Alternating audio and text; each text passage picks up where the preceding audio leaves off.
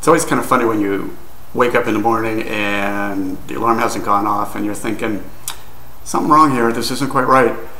And then you realize there's no power in the house. Earlier this week, my power was out in a large stretch of the neighborhood.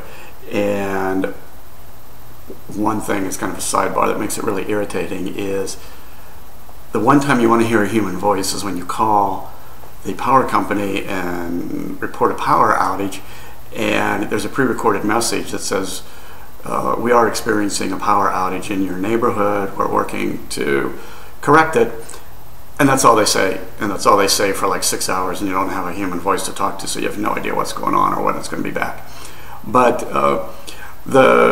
what I got out of it, the positive thing I got out of not having any power, is looking again at utilizing the natural resources that we have, like daylighting, and how it could be probably a lot more effective with a little better design.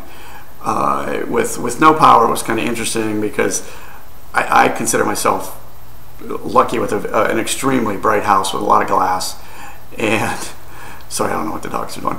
You know, like this wall of glass behind me and everything. It's a very bright house, except for the areas where you really would like a lot more light, a lot more natural light, specifically the bathrooms. Now, I happen to have windows in some of my bathrooms, and I realized that it's actually almost enough light in there to get ready, take a shower, brush your teeth, whatever, without having all the lights on. I know there's a lot of new houses out now that don't have windows in the bathroom. Sorry, laughing at the dogs. I looked at, you know, the closet. It was kind of funny because there's absolutely no way without artificial light that you could get dressed without having a flashlight to get in the closet with no artificial light. And the garage was another one. Why do I have to turn the lights on every time I go in the garage? If I had natural light in there, windows in the doors, windows just in the garage, I wouldn't need to turn the lights on all the time.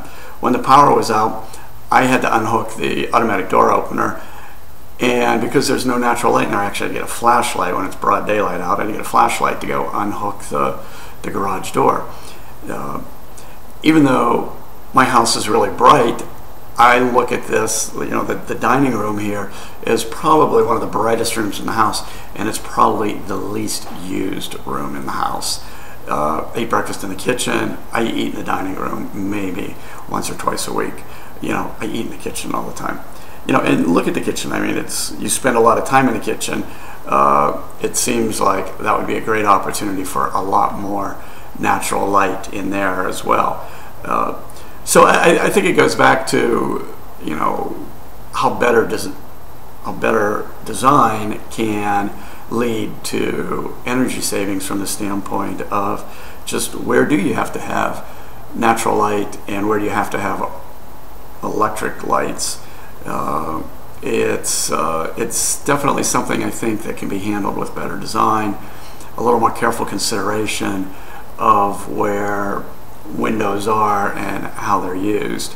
And it goes back to, if you had that, you probably wouldn't need to flip on the light switch every time you walked into the room and forget about turning it off whenever you walked out. So the thought on this is, again, better design can probably do a lot to save money, save lighting, save electrical. So give it some thought, whether you're on the design end or whether you're on the buying end.